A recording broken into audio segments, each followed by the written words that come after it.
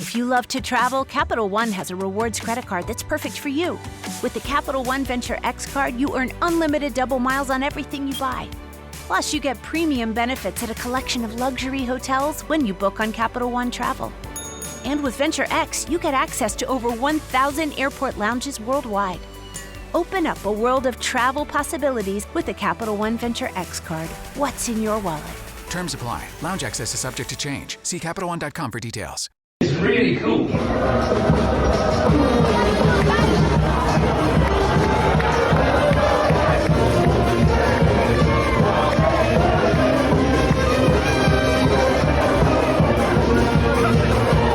Bonjour, hello, and welcome to the Rosbifs Rugby podcast, your one-stop shop for all things French rugby, the top 14, Pro de National, Champions Cup, Challenge Cups, the French national side, Les Bleus, of course the brilliant towns, cities, restaurants, bars, people, stadiums, everything that makes the French rugby experience the one we know and love. Rob, you're got a little bit more monochrome this week. You did mention on last week's pod that it was monochrome and dashes.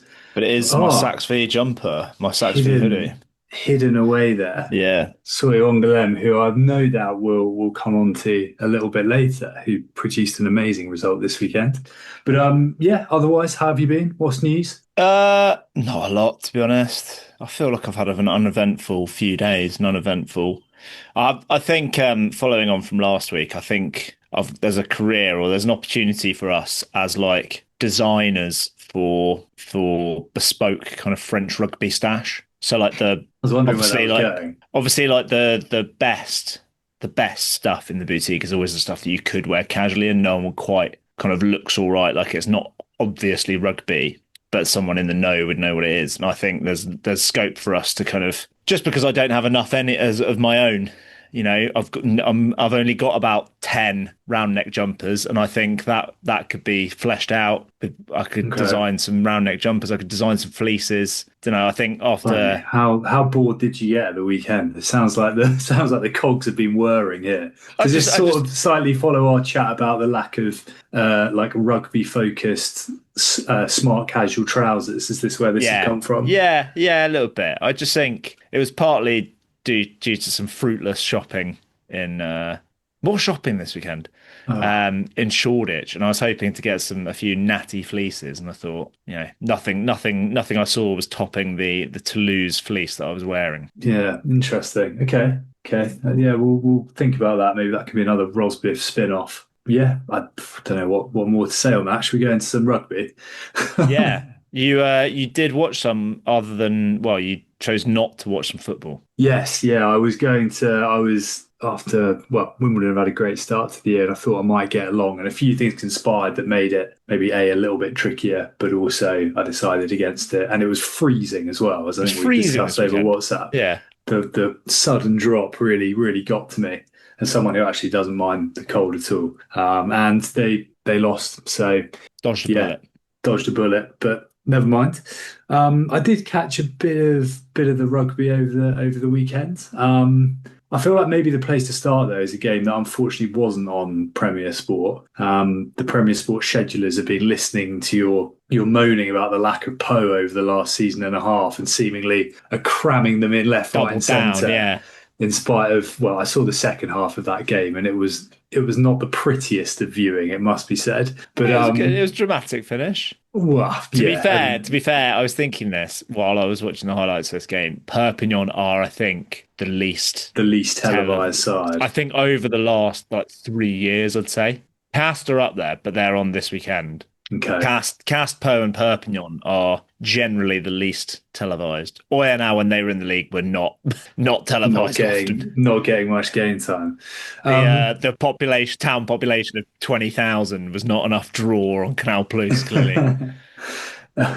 Obviously not. And but yeah, we picked it obviously as the real kind of key game of the weekend, as I think anyone did. Montauban prevailed. Fair play to them. They've been pretty good actually at home, haven't they? And, you know, kind of really heartbreaking stuff when we were there against in the Montpellier game. Weren't a million miles away against Lyon and came back well against Cass. So fantastic for them to get over the line. But for Perpignan, it makes it eight losses in a row, and it is officially, I believe, the worst start ever to a top 14 campaign. I think I saw that even when Agen went down in 2021 with 2 points, they had, by the eighth round, they did have a point on the board, which is quite remarkable. And I think it was sort of rumoured yesterday, but literally in the last hour or two. Yeah. Do you want to let us in on what's gone on? Well, it was slightly delayed in getting to recording because Frank Azema, the head coach of Perpignan, has been for a couple of seasons now, has been given his leave as a result of that poor start. He's actually, I was looking at the other day, he's actually kind of come through at Perpignan. His first coaching job was in the academy, right? An attack coach with Perpignan as well. And yes, I mean, I think something had to change, right? Like, I don't know. It just wasn't working. He comes with a decent enough CV. You know, it's not like he's it's won a top 14, right? With Clermont when he was head coach, I think. Yeah. And I think, as you say, generally fairly highly regarded, and obviously a long time part of that club, and an incredibly tight-knit club at that. Yeah, it's tricky because actually when I was thinking about, I was going to ask where's it been going wrong for Perpignan, but we never really see them play, so it's difficult other than to sort of theorise a bit and speculate maybe on what other people have written. I mean, we obviously spoke last week about how stark their kind of set piece statistics were, and I don't know if that was quite the same here. I did notice I think their discipline fell apart pretty aggressively in this game. Mate. Do you know who was refereeing this game? Do you see who was refereing this game? It was Tual, wasn't it? Tual Trinini. Probably a good thing it wasn't on TV. 15 penalties apiece. Wow. And wow. 3 yellow cards for Perpignan and 1 orange for Montauban. One of the yellow cards for Perpignan, I don't think I've ever seen this, was for clearing, I think. Was this the Lecorvec one? No, Tanguy. Like, the Lecorvec one, I think, is at least on his own 5 metre line. The Tanguy one is when they're about to score. They're on the opposition 5 metre line, and it's like straight in the pocket yellow card. I don't know what he did. It was not particularly aggressive clear out either. It was odd because I'm glad you brought that up, because one, it looked like the next phase Perpignan were going to score were basically over the line. Yeah, and they went over the line. I think. I think you're probably right. Which in itself, you know, when you talk about things going badly, when you think you've scored a try and there's some sort of slightly mystery yellow. The one thing I would say on that is that I think it's Kaneko who was cleared out was really not happy with it. So you couldn't see, certainly on the kind of highlights that we were able to see. So I'm sure there maybe was something else, but to me it looks like a clear out that goes a tiny bit past the ruck and nothing more than that. At speed, like it's high speed, but it's not dangerous. No, but yeah. So and they definitely didn't. They definitely didn't get, like, it felt like one of those games. From what I could tell, that it was like, this is a team that is nothing is going right for them, because there was the Hicks try that got chalked off. I think the commentator said "quelques centimetres," a few centimeters. It went forward, I think, off Jamie Ritchie in like the aerial challenge, and then eventually made its way to Hicks, who ran it in from 50 metres. And I was like, knowing the scoreline, I was like, surely they're not chalking this one off. And we didn't see the replay of like the aerial battle where Jamie Ritchie possibly like flicked a finger and therefore went forward. It was, and like Lecorvec got yellowed, and that was nothing particularly obvious. And it just feels like when teams are in these patches, it's so. I mean, I was obviously watching Exeter last year when they didn't win a game until Christmas, and I mean, they were also absolutely dreadful, but it's amazing how quickly these things implode and how everything seems to go awry. And I guess also like I was thinking about this actually, because Montauban, as we say, have actually been pretty good at home, and maybe the results haven't quite gone their way. So, you know, any other like backdrop, obviously there's pressure to go to the newly promoted team and win, and they obviously took a pretty strong looking side. But actually, like, losing to Bordeaux can happen, and losing to Montauban can happen, and maybe they're a little bit unlucky. But against the backdrop of what's gone before that, the cumulative effect is, and the pressure that some of those guys must be feeling that they're playing under. You sort of wonder. I think they've now got to go to Po, haven't they? Like it doesn't seem to get any easier for them. It's it's a horrible situation. I think that's part of the reason why Franco Zema has probably gone, is because, and we talked about it fairly early on, the games that they lost in the first few rounds are not games that like a lot of teams will lose. Like at home to Stade Francais, their first away win in over a season, and like at home on the first day to Bayonne, and they were pretty insipid in a few away games. And it's don't think it's particularly surprising. No, I wouldn't say. Agreed. And you mentioned it, like that team, obviously, like it's kind of been the case all season, but that team looked so good on paper. Yeah. It does look genuinely good on paper. Like in terms of current, you mentioned this, like current internationals. Yeah. It's not just like, oh, that's a name I've heard of with someone like De La Fuente, maybe. But like Tommy Allen is a current international. Like Oviedo was one of the best players in the rugby championship, from what I could tell. You know, it's Jamie Ritchie was still playing some banging rugby last year and played pretty well in this game.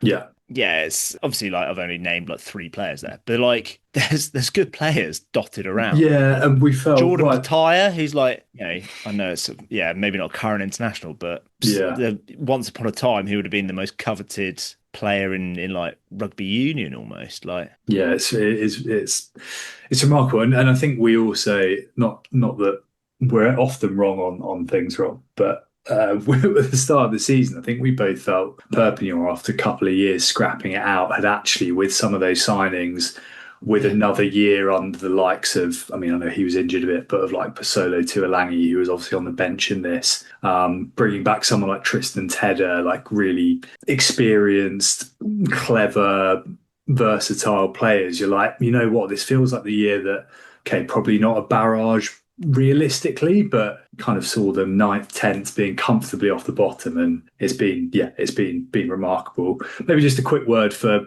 Montauban, who, fair play to them, it's their first top 14 win since 2008, something like that. I think it was 2010. Right. There was some nice footage at the end of this one. Noah Kanika was in the team of the week guy I know you've called out before, as was Kylian Ringue, and Big Bad Boz off the back of some fairly, I don't know if we mentioned it on the podcast, but some fairly gritty revelations about his issues with gambling. Looked pretty much flawless off the tee and was involved. Very nice little pass for the JT Jackson try. So it's awesome for them. There was in this game good goal kicking, which is more to be said for the other games on Saturday. Well, a few of the other games on Saturday, but particularly Lyon versus La Rochelle. From what I can tell, the highlights was almost entirely people missing kicks. Yeah, I watched a decent chunk of this. The first half an hour was incredibly entertaining.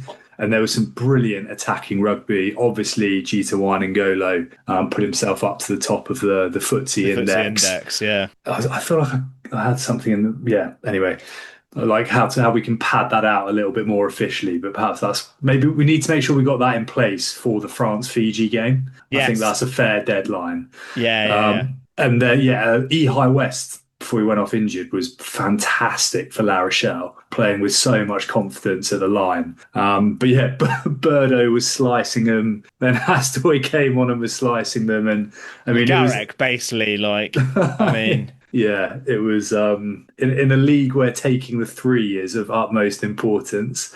There looked like some lads there who hadn't had to take the 3 for a very long time. But good win for La Rochelle. I assume we're going to come on to another side that some of their goal kicking was a little bit iffy, Rob. Oh, yeah. Poor old Axel. So that was the weird thing. So I think going into this round, the most successful goal kicker in the league was Leo Birdo. And I think Le Garrec was up there, and Axel Desperez actually had a better conversion percentage than Joe Simmons. Now, Poe lost by 5 points and Axel Desperez missed 7 points worth of kicks. I think one is like a touchline conversion. So Yeah. fair enough. But they should have been 15 all. I think the first conversion, how he misses that is like hits the Yeah. post, and then the second one that is kickable was a like 40 odd meter penalty. But he's absolutely livid with himself that he's missed it. Bit of a mixed bag from him. You mentioned that you kind of saw the second half of this game, and you didn't think it was that fantastic. Did come to life a bit towards the end. It was pretty. Yeah, it did.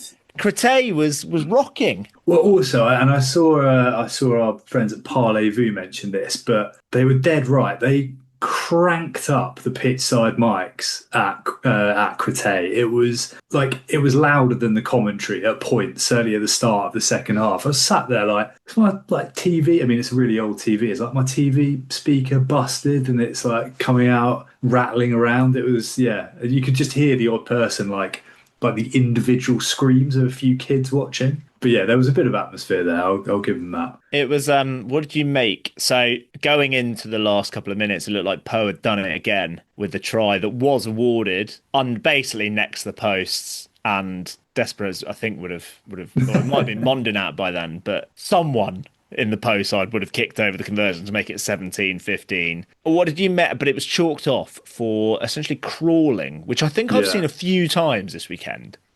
What did you make of that? I thought it was tight, but probably fair in the sense that for what my understanding of the law, which is probably totally incorrect, is that you're essentially allowed the extension from where you land when the tackle's made is basically to outstretch your arm.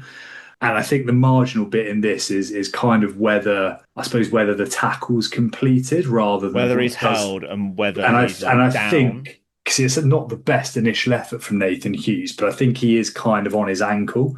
So I think you would say it's tackle completed. And unfortunately for poor old Thomas Leclerc, who I thought was actually pretty good when he was on, and obviously he's in the France squad as well, he hasn't got the longest arms. So it was fairly clear that him getting the ball over the line was not from him reaching out. But I think it probably was. I think he does propel himself forward. Just a little bit. I think live, I was like, amazing. Live, it looked good, I thought.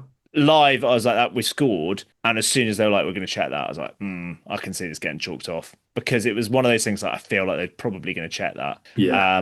And the chat, what was interesting, I don't know if I watched it on the stream on the back, and they basically leave it running for like ages. And they kind of, I've seen it a few times now, they've kind of basically have the microphone next to the huddle. So they had like Piccarone, and actually it was still Angus Turod doing the translation at that point. So they had the huddle with Piccarone speaking, and then Gaetan, who was actually captain at the weekend, speaking, and they both kind of said, look, we need to be winning this sort of game, we need to be more precise. It was, and then they kind of basically interviewed every France call-up player afterwards as well. I don't think they interviewed a single Racing person, but they interviewed about 5 Po players. Yeah. But all of them were like, would have wanted to go on a high, we need to be more precise, we should be winning that game. But Racing, good side, blah, blah, blah. It was kind of like the same interview.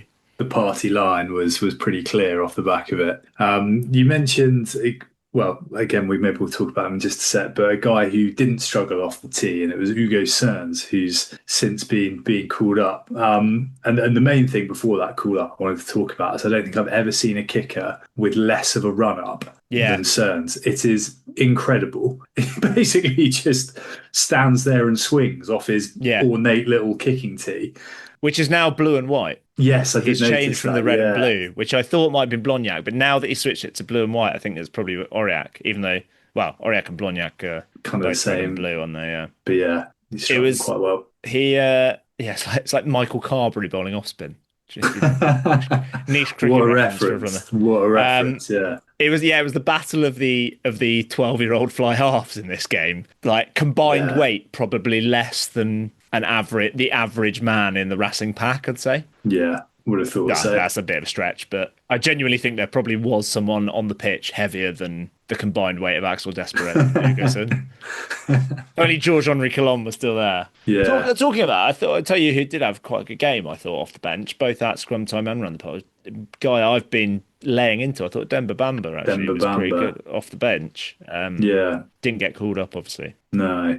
But Um, Leclerc clearly wanted to make his mark against his old team as yeah, he well. was. I thought he was good.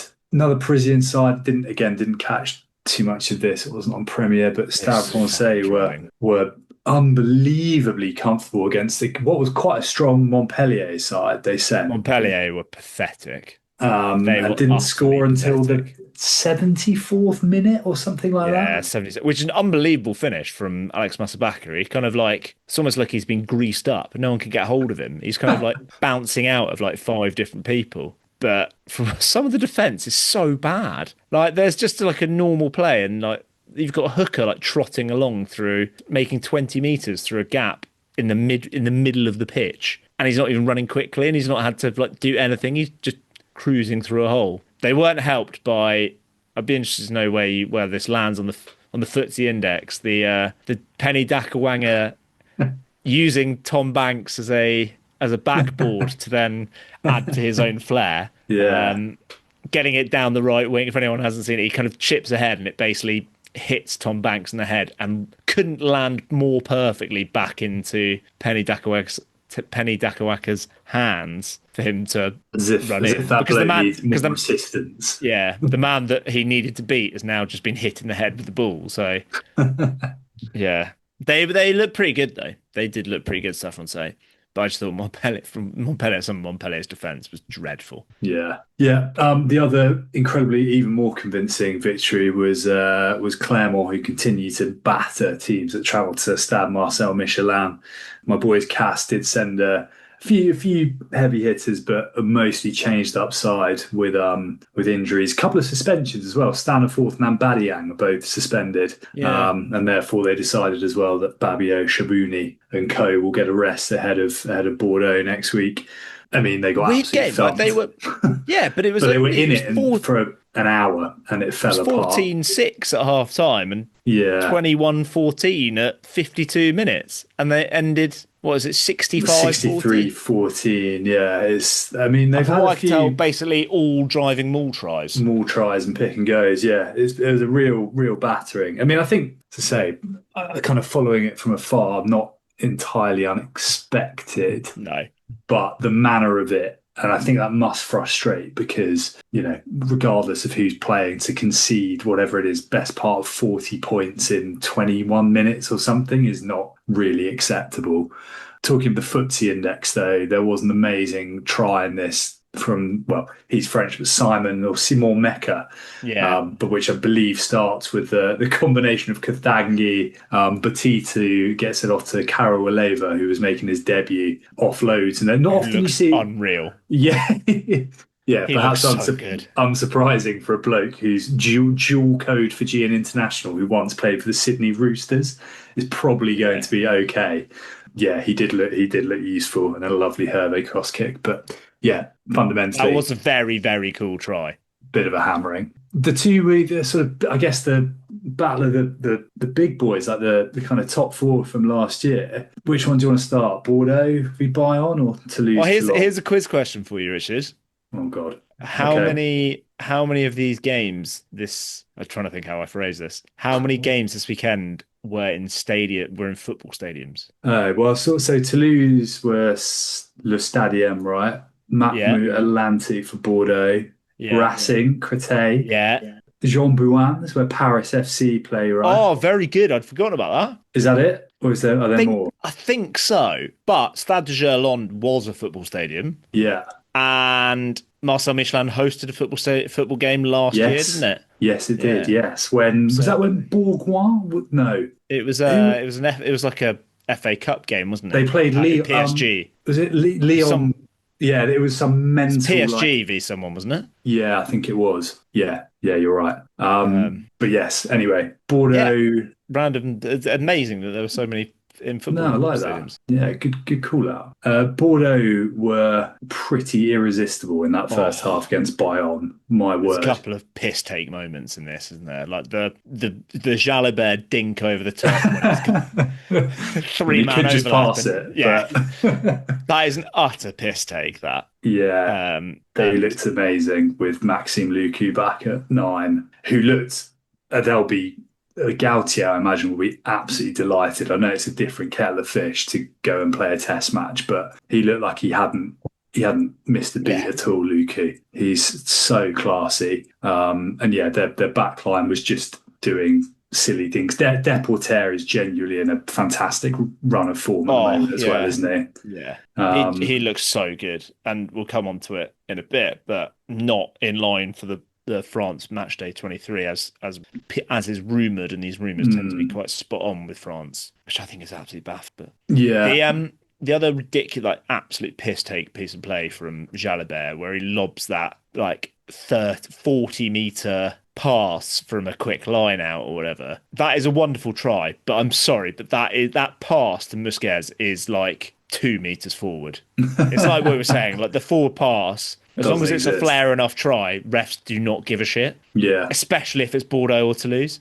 I think the amount of passes, I think Toulouse as well, like Toulouse get the game. The pass to the outside man from Toulouse is so often momentum goes forward. Whether it's Lebel or Malia, I'm sceptical about. But the pass from Bielbiaré to Busquets is like he's standing in front of him. He's quite 100%. You can see it from length from end on. That is a full pass. And the commentators said it at the time. Like everyone, I mean, it's like he does amazingly to get it away, the sleight of hand, but it is just forward. Like there's no two ways about it. I suppose I guess from a performance perspective, the other thing I thought was quite impressive were I thought Bordeaux's scrum actually looked pretty good. Carlu Sadie, who I've not always been that convinced by, was very, very dominant. Against Andy Bordelais, who actually was fantastic in the loose again, as he has been. Him and Mathieu Carreras, who had a brilliant game in an uphill battle, would probably be not quite doing it justice. Was very good. But and I suppose the other thing to note is that Mathieu Jalabert pulled up and is not going to be available for November, which 4 weeks he's out. Yeah, convenient you might say. Yeah. Gautier, how's Gautier done that? Witchcraft. This is the voodoo doll. It's the Toulouse, it's the Castellet mafia of The guy who probably will start at 10, though, it must be said, Roman Ntamack was very, very good on Sunday against Toulon in what was... He's playing very well at the moment. I've been sceptical about him in the past, but I think he's playing really well at the moment. Yeah. Like, really, really well. He's actually playing to I think my issue with Ntamack is people put him at the same level as people put him as in a World 15 conversation, which I'm just not... Russell Barrett, yeah. Yeah, but he's actually at least been playing somewhere near that reputation recently. Yeah, he was magnificent. And Ramos played. Ramos came off the bench. Yeah. Having had the kid this week. Yeah, I guess so. I don't know. I guess, so, maybe. Yeah. Of course, I'd forgotten that. He was initially kind of named as not in that 42, right? Or he wasn't named in the 42 due to that. But yeah, very good point. I don't know a huge amount more to say about this game. They were dominant. Weirdly, throughout. It was a bit of have this thing of they developed this thing of not being ruthlessly destructive yet blowing teams away. It's not the kind of Bordeaux top 14 final from a couple of years ago where that was just tearing them to shreds at all times, or the Leicester game last year where they put 80 on them. It's not that. It's kind of they just score tries frequently. They were pretty clinical. They were very clinical when Toulon got yellow cards. Yeah, scored 3 tries while Rabaj was in the bin, I think. Yeah. But yeah, it's kind of like a calm ruthlessness, which I guess is slightly terrifying. But then it's quite ominous. It is ominous. But they've lost games. I don't quite understand Toulouse at the moment. Yeah. They're obviously really, really bloody good, but the one thing I did think I kind of can't work out how good compared to previous years. Yeah, I feel like I feel like there's still quite a lot of headroom, which is probably Yeah. the thing that's kind of, and they've still got guys out. And they're top of the league. And they're top of the league. And I think actually one thing you've got to say, the last two games they've won away, sorry, they've lost away from home. Poe, ballsy, like a little bit sort of rope-a-dope to an extent, did brilliantly to win that. The one at Bayonne played probably the best rugby they have done all season for 10, 15 minutes. Both Poe and Bayonne like it can happen. Played brilliantly. Like they were worthy winners, and absolutely, Toulouse were still pushing pretty close. Yeah, they were, but it was I don't know, it perhaps wasn't quite it was so clinical. It didn't necessarily make the most compelling viewing, as is often the case when Toulouse are that good. One guy who's also awesome to see, who bagged himself a hat trick, your man Juan Cruz Malia, wing, fullback, fly half, get him hooking. I don't think it matters really, does it? The guy is fully world class wherever he plays. Yeah. Quick word on Ferte. Just yes, scored a couple of lovely tries, didn't he? A couple of lovely tries and looking quick. Also, I think this might be the best looking game we see. I think there was just so many good looking blokes on that pitch. Gross, Olivon, Bobigny, Gorge, Malia, Entomac. Jesus. Yeah. Blimey, when you put it like that. Everyone. Yeah. There was a few more. Grau. Oh, the eyes. Right. We'll leave it there, and we're actually coming towards the natural break. Domon. Yeah. Oh, there's so many.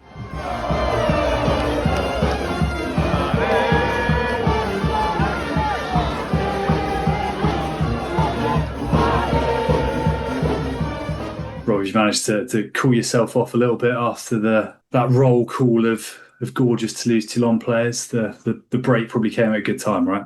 Yeah, saved us some embarrassment. Yeah, good stuff. Before we get into the French, the international stuff, because that will undoubtedly have an impact on next week's top 14 fixtures, of which there's one more round, I believe, before a bit of a break, notwithstanding the rearranged Toulon-La Rochelle game that's taking place the same day as France v South Africa, which is, well, that was because of those mad storms, wasn't it? So maybe it's not that exciting. Yeah. But we have got, so we mentioned earlier Perpignan, the new manager bounce, the interim manager bounce. I'm not sure I can see it happening right away, but you never know. I think Poe we know, confident. I'm worried, mate. I'm worried. I don't want to get my hopes up. Poe have got this kind of Poe being successful is new stuff. Think about where we come from, scrapping around at the lower reaches of the league. These are the sorts of ones that can go awry. Yeah. Do we know who's going to be in charge? I believe they're looking at the guy called Mathieu Sidor, who is as like an interim manager, whose name literally translates to cider, which is quite cool. And the heavy rumour is Laurent Lebitte is favourite to take over, or potentially Jean-Baptiste Elissaud, who I think is with somewhere in the staff at Montpellier. I might have made that up. Possibly. But yeah, so I'm sure we'll know soon enough. But are at home, which gives me hope. Poe to probably beat Perpignan. But Poe are going to be missing 6 players. Well, we don't know if they'll all be retained, right? So I imagine of that 42-man squad, you would think that maybe I'm trying to think what they did last year in the Six Nations, or maybe retain to the 25, something like that. Yeah, so they'll be without. You think they'll be probably without Gaiton. They might get Leclerc. They might get Maximin, Leclerc, Braubery, and Grandidier all back. It might just be Gaiton and Oredy. Yeah, but Poe are also missing Atogbe, Simmons, Robson. I think they'll probably be all right. Quite a lot of players missing that. But yeah, I think the one thing for Poe is that there does seem to be a bit of depth. It worries me seeing a second row of Jolmes and Piquet. Jolmes, he's a clown. I know he looks like a clown, but he is a clown. Is he? That's quite harsh. Just absolute drive-by on Thomas Jolmes. It's just the drop-off from Oredy is big. It's just so sloppy. That precision comment could have been at him. But Poe should have enough, like the form, home advantage, etc. Can you see then, sort of home advantage, can you see an away win out of any of the following? Toulon v Lyon, Absolutely not. Montpellier v Clermont. I think we've got to start thinking that Montpellier are shit again. I think I had a phase of 3-4 weeks of thinking Montpellier were really good. And since I've started thinking in typical Montpellier fashion, you get 1 week of like when you think they're good, they are good. And then you think, nah, they're in really good form. And they just start losing. And they've started to lose worse and worse each time. Yeah. I mean, Clermont have been pretty dire away from home though as well. So I think Montpellier will win that. The dish of bechamel sauce. He'll be all right. I imagine along those lines, I think Bayonne will probably beat Montauban. You reckon? I think that's probably set in stone. Imagine if the team to break the Fortress Stade Jean Daget. That'd be awesome, wouldn't it? It would be incredible. And then you've got, top of the table clash, Toulouse v Stade Francais. El Classique. El Classique. Le Classique. Le Classico. It's either El. They either call it just El Clasico, or I think it's Le Classique. I think it might be El Clasico. I think they stick with that. Yeah, possibly. Again, probably should have researched that. I think.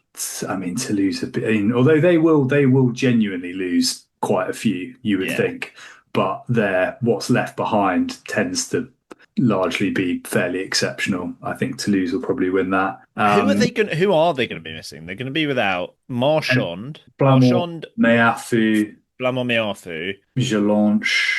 Jelanche, Cramont, I think. I think Cramont will be missing, yeah. Ntamak, Barassi, Ramos. Yeah. So is Ramos back in the squad then? Well, I don't know, but I can't imagine. I think if they want him to play, they won't. He's not going to play the week before, is he? If they retain the others, regardless, I think Toulouse. They're still going to have Malia. They'll still have Kinghorn. They'll still, because outside the international window, so they can't lose Capuozzo, Kinghorn, Malia, Chocobares. You know, all these guys who are just absolute jets. Yeah. Malia will play 10 or Kinghorn will play 10, and they've still got 2 fullbacks to choose from. Yeah, agreed. Castres v Bordeaux is actually quite interesting. I think Castres will win that with a few retained by Bordeaux, and they're well rested going in. And then La Rochelle they're not going to Racing. Because Bordeaux are going to be back to, no Jalabert is injured. Luku won't be there. No Deporter maybe. I wouldn't be surprised if they retain Deporter regardless. Yeah. And then La Rochelle Racing, sneaky one for Racing with a few of the La Rochelle team retained, or I think I'm going to go Racing to sneak that. Yeah, I think I'd be up for that. I think, no, don't know.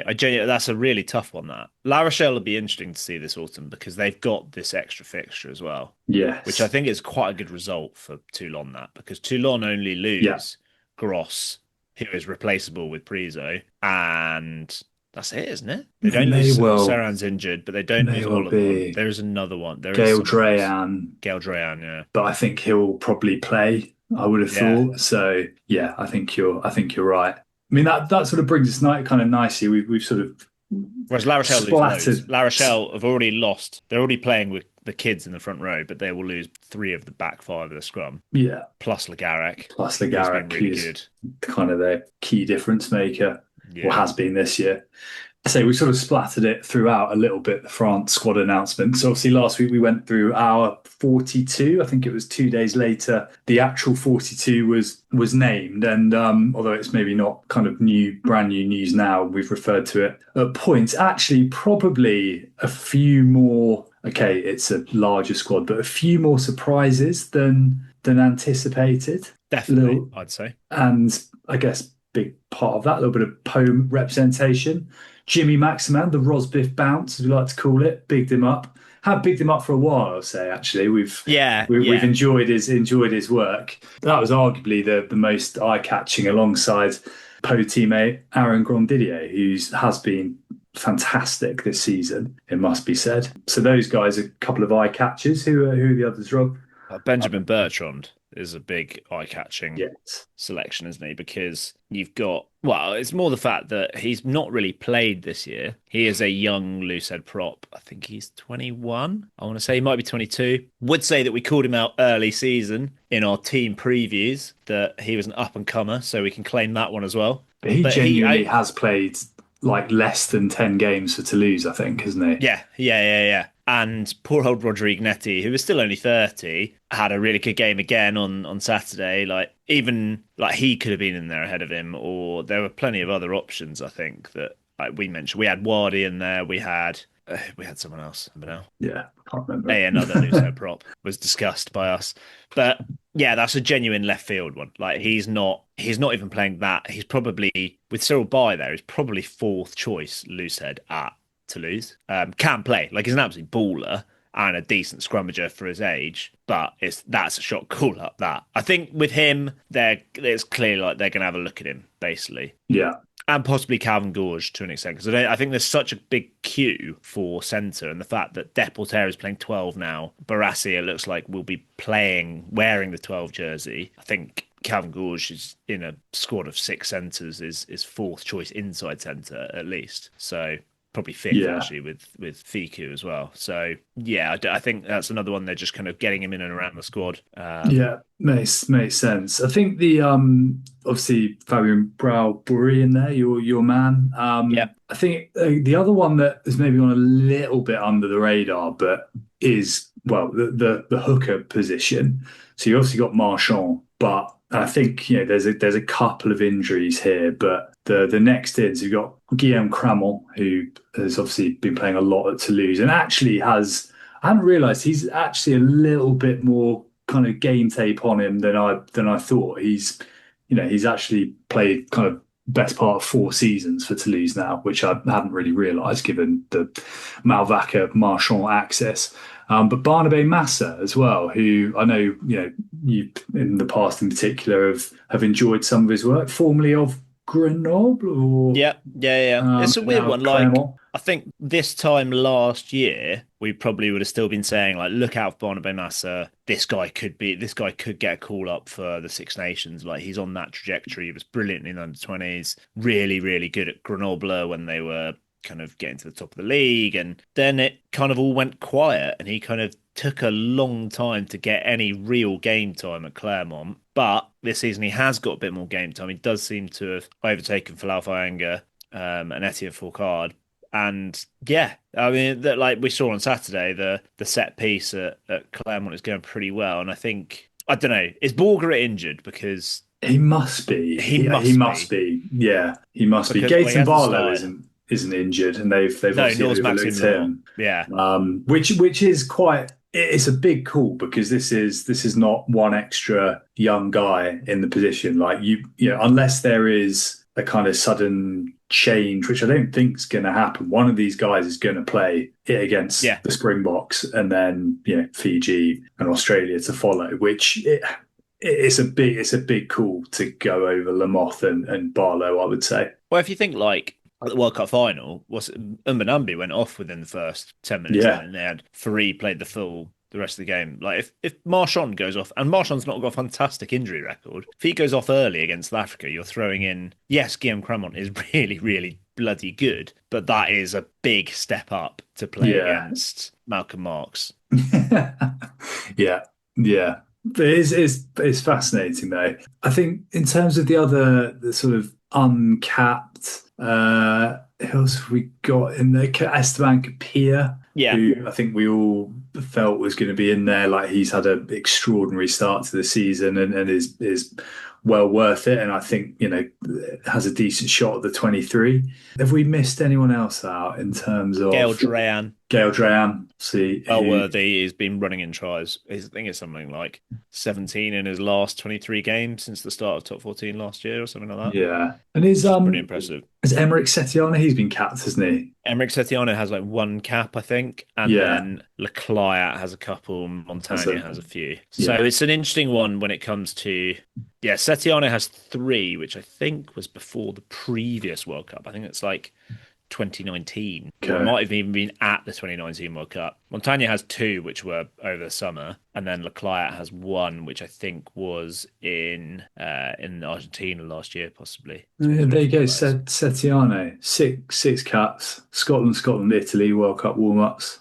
USA, Tonga, lost in a World Cup quarter-final against Wales. That was when old Varmaheen elbowed. I can't remember who he elbowed in the face, but Aaron Wainwright. Yeah, I've forgotten about that. One of the more egregious fouls you'll ever see. Rob, But it's interesting. anything else? You'd imagine Aldegheri is going to start. Yeah, I think it looks like Montagna is going to be the backup. It's quite revealing actually on the halftime coverage for FI UK on Pro D2. They did have a chat, Joe Worsley with Sean Edwards. Joe Worsley asked him for some of the uncapped players that have come through or some of the new faces, and Sean Edwards proceeded to talk about 3 players that played over the summer. In Pierre-Louis Barassi, who is not really an up-and-comer anymore, I don't think. yeah, Baptiste Junot and Regis Montagna. So that, I think, indicates that they quite like Montagna. He actually played pretty well over summer in New Zealand as well. Yeah, he did. But yeah, I was expecting him to talk about Calvin Gorge, if I'm honest, or Fabien Brabbery, and he's not falling for that nonsense. give me a broad-shouldered up and comer from the mountains. There's more just like give me an up and comer, sure. It's like, well, there's this lad, he's still a tick around under 30. He's called Gael Fickou. Louis Bielbiaré, yeah. Cool. I mean, I guess we'll probably talk next week, the week after, as we get close to the test matches, and it'd be interesting to see how the squad forms. But with that number of uncapped players, there are going to be some guys getting a go, you would think, which is exciting. I think it's one of these things, and you get it with all these squads now, is that you get all of these names, you're like, oh my god, like can't believe so and so's missed out. Yeah. Or like can't believe so and so's missed out or whatever, and it kind of doesn't matter, because it's like what we were saying about Joris Segons. Like everyone's clamouring for Joris Segons to be in the squad, and he is, because Ramos isn't there. But, well, actually now Jalabert is injured, Joris Segons might well play. But up until that point, this time last week, we didn't know Ramos wasn't going to be there. Jalabert wasn't injured. It's kind of like, this guy's just not going to play. Like, for all these names that get included in the squad, it's still the final 23 is basically identical to what we've seen before. Yeah, fair point. Let's park the international stuff, move on to stick to what you know. You mentioned the FI UK game the other day in Pro D2, Valence Roman, who I actually really enjoyed watching it because you haven't seen that much. And they, I mean, albeit, Argennes were pretty changed up, but they played some really slick attacking rugby, Valence. Yeah. Really impressive ball in hand. Yeah, they're onto a good thing there, I think. Yeah.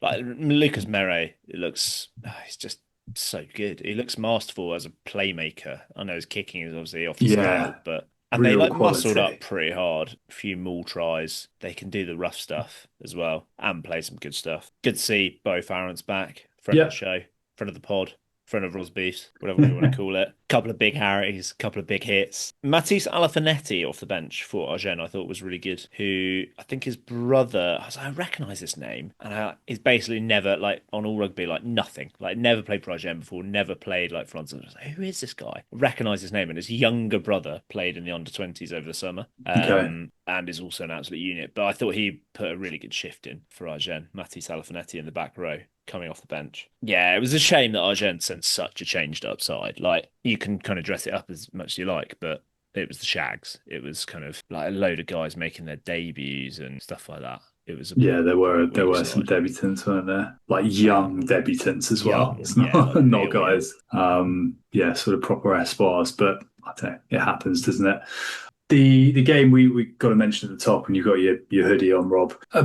Enormous, a really important win, and a hugely unexpected win for Angouleme away at Brive, who appear to be in the midst of something resembling a little bit of a kind of mini crisis wobble. And certainly if you follow any of the kind of Brive fan accounts and things, they are not happy, as I guess comes with the weight of expectation of a club like that. But I mean, Angouleme, I think, had lost 4 in a row before this. Yeah, sounds about right. And a couple of those pretty convincingly. And I don't think Brive got a losing bonus point, right? It was kind of semi comfortable in the end. I've only seen sort of a few highlights with the attacking boot of friend of Rosbifs, Ben Bothka at the 4. But yeah, an amazing result. I don't know if you've got, as our resident Soy Angouleme massive, if you've got anything else to add to that. You mentioned it was they'd not got close. They'd scored 19 points in 3 games away from home Wow. before that. So they beat that. Also, you talked about how unexpected this was. The odds on Sky Bet, which are actually, I always think, relatively accurate. Brive were 1 to 33, so 33 to 1 on for the win, which is astonishing in its own right. Even with a minus 31 handicap, they were 4 to 1. With a minus 19.5, so a 20-point margin was still odds on. Wow. Which is mental for them to then lose that. That is to a 20-point margin to be odds on is like that team is just not going to lose that. There's just that's Pro Day for you. But they had a good team. Obviously they were at home, but it was Shilcock, it was Laws, Henko Fenter played, although I think he went off a bit early. I don't know what's going on at Brive. They seem to be. They're definitely very, very simply, but they're definitely out of form at the moment, which is maybe a slightly simplistic thing to say, but they've been handily beaten away a couple of times. They had a lot of possession in this game, from what I could tell, and it sounds like the accuracy was really poor. From there's a sort of, I think it's called like 66% possession. Ale CEB Twitter account, which does like little screenshots throughout the game, which is like a sort of live text, which is quite good because it's just like another 5 meter line out, knocks it on again. It's just like, with this still of someone with like their hands on their hips. So yeah, all not quite going to plan there. And just a couple of call outs for Angouleme. Baptiste Escoffre at 9 on debut at the ripe old age of 19 or 20, I think it was. I've not got my stats in front of me. Apologies. Who came from Po over the summer. Okay.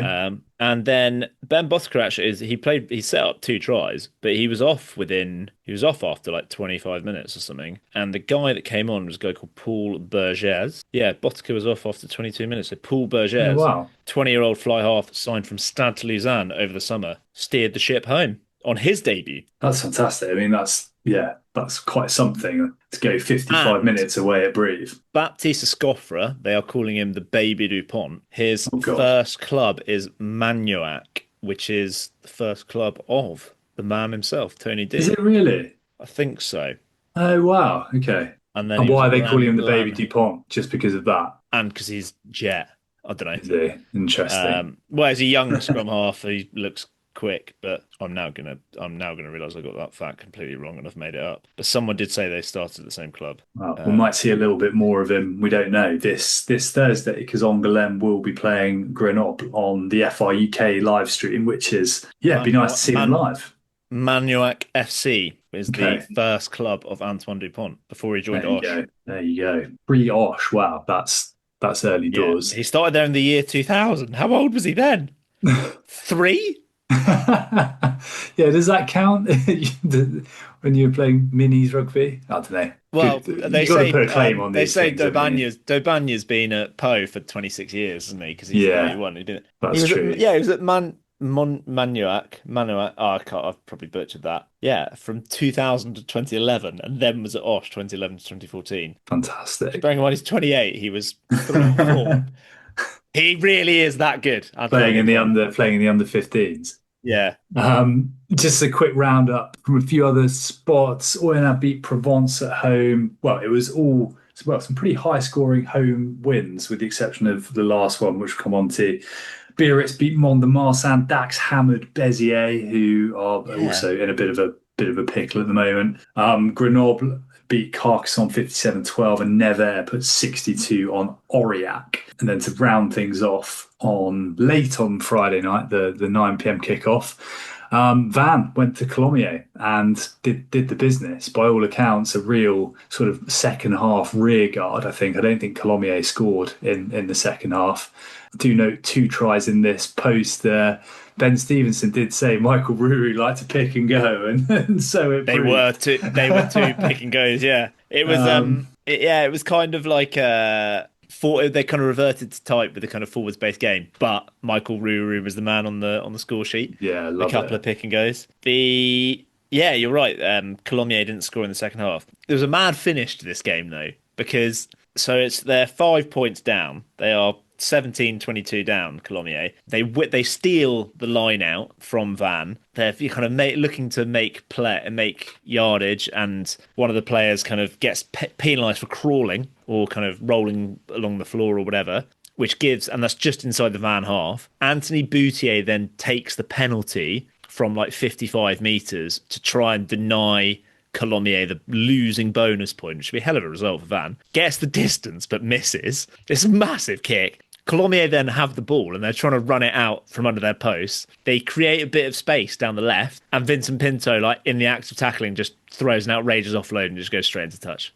It's like surely this isn't going to happen. Oh no. Oh, that sounds good. I saw the hurling it into touch. I didn't see the build up to it. That's excellent. Nice. Still an all right result for Colomiers. That I know they've lost at home, which isn't good, but like I think they are not empty handed. Yeah, and they are the second. I think they are the second best team in the league. I think it's those two. It's Van, Colomiers, then the rest, I think. Yeah, and I still think Van, not just because of this result, I think they're a little way ahead at the moment. That might change a little bit when Sam Davis comes back for Grenoble, but we'll see. Which we think is going to be relatively soon. I think it is relatively soon, yeah. Sadly, I don't think it'll be this week, will it? I wonder if... Yeah, I think the week after is the Thursday game, Grenoble as well. Grenoble are on FR UK a lot in November. Yeah, I know that. Maybe we'll see Sam back then, which would be awesome. What was I going to say? I wonder how Van will be impacted. Well, they'll probably be fine, but they will be impacted more than anyone else by internationals, will they not? Yeah, to what extent? Who are they going to lose? Provence are going to lose Muntz, Tuasui, possibly a few others. I don't know. I don't know if Tuasui is in the squad, is he? Van should lose. Van going to lose Dave Cherry? I would have thought so, yeah. Unless Scotland have...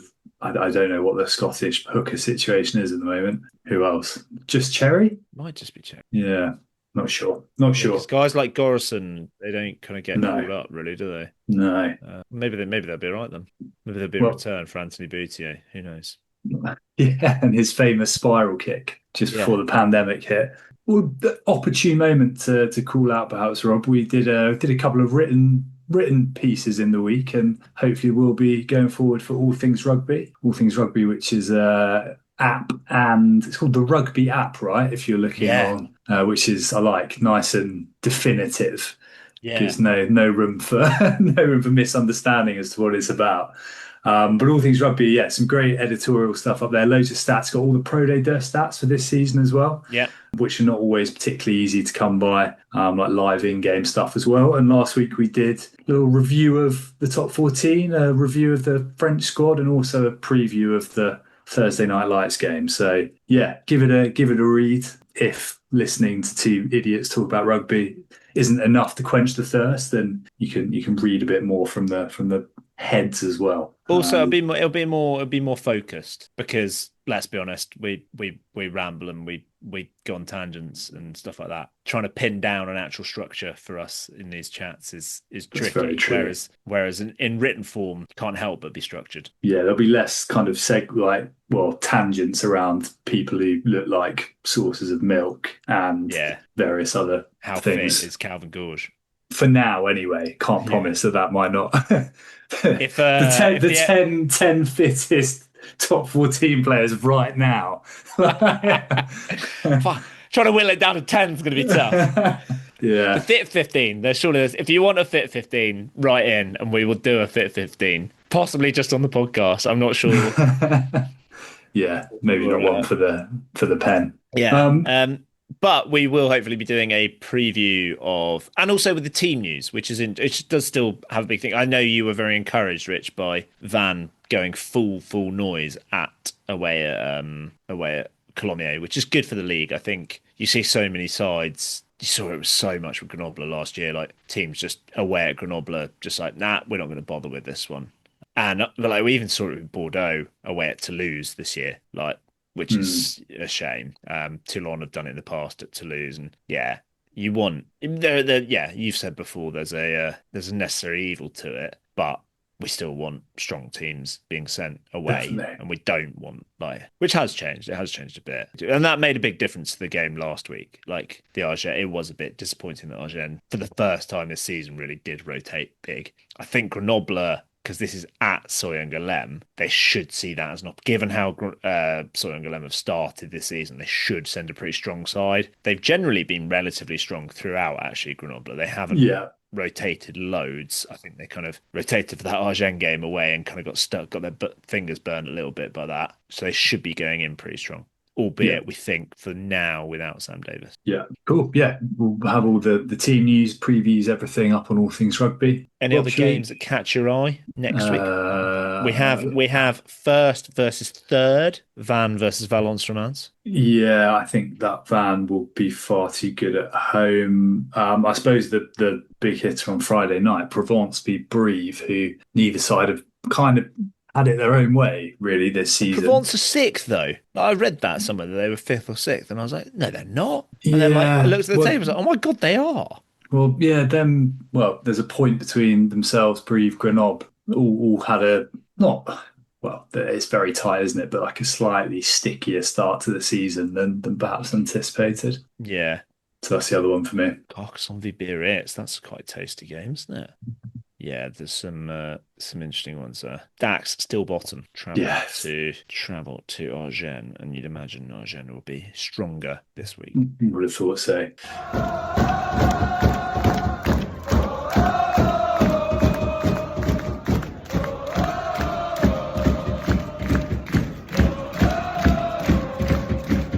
Rob, to round out, we had a bit of a bumper selection of mad Petit-Fours last week. It's felt a little bit quieter this time round. Have you got anything before we sign off?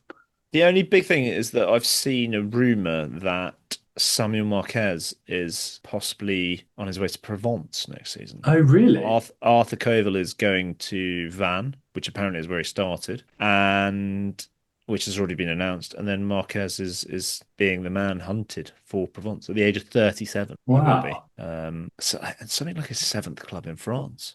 Interesting. Okay. Yeah, not sure I would have scripted that. That's a little bit out of the left field. Like leaving a sinking ship in Béziers. Yeah, possibly. No, I don't think I've got much else after the glory of Madeleine's La Mothe last week. I did see one of our Instagram followers sent us pictures of, I think, the Tongan Rugby League team, who are essentially like gold and black kind of Versace training clobber, which is one of the more outrageous looks. But I suppose if you're a Tongan Rugby League player, you can get away with it. But yeah, it's probably worth a call out. But maybe some inspiration. Is that where the inspiration, Rob, came from for this new casuals line you're dreaming up? No, it's just something I've been thinking about for a while, Richard. Interesting. I think it's my next creative calling. Okay, very nice. All right, another week done. We've got top 14 Pro Day Dirt, and then we're into internationals proper, and probably the biggest game in French rugby, certainly French international rugby since the World Cup, and their exit to South Africa at the Stade de France, which will both be out, Rob, I believe. You've acquired some tickets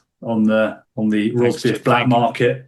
Yeah, thank you. Thanks very much to a listener on that one. Nice.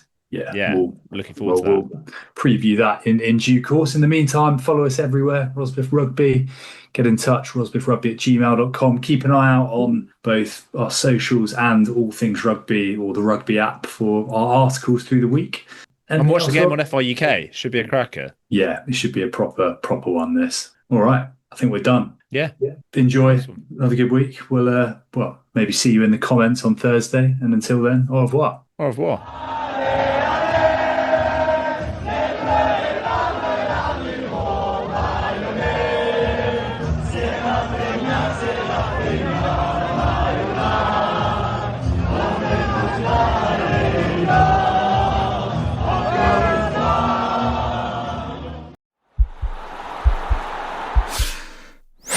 This podcast is part of the Sports Social Podcast Network.